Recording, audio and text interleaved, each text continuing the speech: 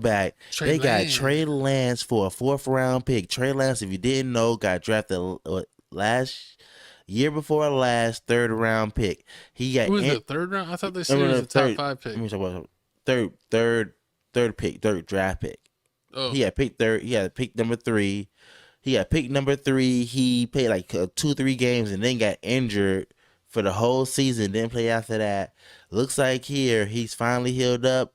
Cowboys signed him. He's gonna be the third round. He's gonna be the third string quarterback. So you got Dak Prescott, Cooper Rush. Then you got Trey Lance. Do so you Trey Lance is basically a project. Yeah, basically Trey Lance is basically a project. Do you feel like Dak Prescott's time in the Cowboys starting quarterback role is coming to an end? Are they tired of his BS? I Can he think throw another 10 pick season? I think they're tired of his BS. I think they're tired of the amount of picks that he's thrown for the amount of money he gets paid. If you're getting paid like a top five quarterback, you definitely cannot throw that many picks. And he struggles with turnovers as well. Now, the Dak can be a good quarterback, and he can, make things happen, almost like a Patrick Mahomes. But the other problem is he does have a little bit of Anthony Davis syndrome, where he's in street clothes more than he's in his uniform. He does get injured. So they went over it in many talking head shows about how many games he's missed the past few years. So do you think this is gonna be the whole Drew Bledsoe Tom Brady thing where like I believe it could be that way. I actually think Cooper Rush played really well he's fire? and he should have got maybe another chance. And who knows, he might get his chance with the injury history that Dak has. But Trey Lance is a project, and he had been injured, and that's kind of why he didn't get to live up to expectations. And then also, San Fran ran a really in-depth offense that he probably couldn't follow with being in and out of the lineup. So now he's getting traded to the Cowboys, and I think they run a lot simpler sets. So he might be able to catch on. And with him being fully healthy, you never know. You're always an injury away from getting your time to shine. And, sometimes that happens to players. Someone gets injured, they get a chance to play, and then they never go back to being on the bench. So I think he'll definitely get his opportunities, but who knows if it'll be this year or next year. We'll kind of have to wait and see. I don't think it's anything that it's like, oh God, they're getting rid of Dak tomorrow. But I think the way Dak is always out, he's going to have that opportunity. And one thing that's said about Trey Lance is that he got picked as the third pick, the third draft pick. But the fact that you get traded for a fourth round pick means that you probably should have never been the first round pick. You probably Yeah, should have been the top three pick. yeah. A lot of people are saying that, man, did they misjudge this dude's talent for him to go as high as he did, and then, not was it only a year or 2 years? He only had a year, but he was injured the whole year. Yeah, He hasn't really thrown any I thought he NFL was there for passes. more than one. I don't know. Nah, he hasn't. I'm not a super stat guy when it comes to NFL like I am in the NBA, but he's barely been in the league, so who knows? He might get his chance and show what it's done. And honestly, I want the Cowboys to keep Dak as a starter because that just means that he's going to give him a bigger chance to lose. So I just like the Cowboys. So go Dak, go True, and you know what? Steeler Nation, baby.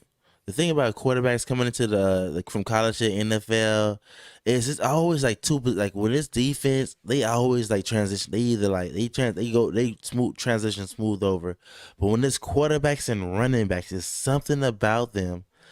And when I say running backs, I mean Reggie Bush because Reggie Bush was the ish in college. But as soon as he went to the pros, it was like, oh yeah, his pass too big, so he can't run this fast. And then like he had a crazy number as his jersey, and like and then he got drafted by the Detroit Lions. So like this was like just trash. His whole I think with the NFL, what it really comes down to who you were drafted by, but really like the NBA or any sport, is what situation you get put in. And if you get in and put in a situation that'll help you succeed, or one that kind of shunts you, what about when you're and the quarterback and you're Tim Tebow? you suck. Um, but it. There's a lot of Well, quarterbacks like him, RG3, Ryan Tannehill. It's him, Trey Lance. Oh no. Terrell Pryor. You remember Terrell Pryor from Ohio State? yep. He Well, he that's came in as a quarterback. They made him a wide receiver. He didn't even play. yeah. That's what I was gonna say. What you see actually, what happens with a lot of college running backs is that they get basically ran into the dirt. So when they become pro, they have the big name and the accolades, but they're pretty much already ran what their legs had. Uh huh. So they don't have much to give in the pro, and they're out the league and within 5 years.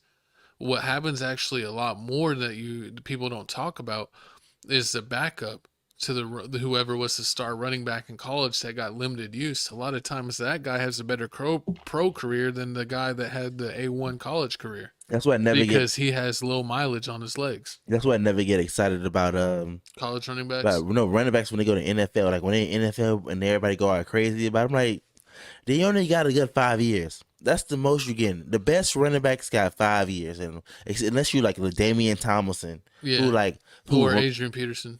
or Adrian Peterson, but you know Adrian Peterson got in trouble. Or Jerome Bettis. Jerome Bettis, like The bus. his line, he The diminished a lot. He bus. went from like what he was like the first string, second string, He third string back to like goal line He back. was the goal line back, and he would punch it in. basically, You ain't stopping the basically bus. dedicated fullback. Well, we got Stephen A. Smith talking about the situation. Let's see what he had to say. Oh, I see what you're trying to do, Dallas Cowboys. Trading for another quarterback. Could that be that you don't have that much faith in Dak Prescott? Could that be the reason? Could that be the reason? I'm not sure. I'm just asking. You got another quarterback. I wonder why. Did Cooper Rush go 5-1 as a starter for you last year? What you need another quarterback for?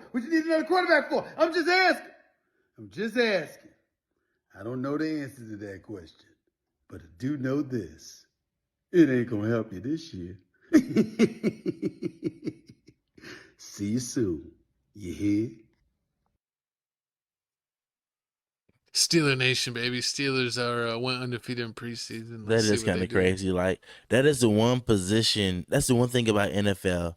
Well, no. It's like two positions that I would say that if you draft somebody in that position, the starter of that position automatically starts getting scared, like the quarterback and the running back.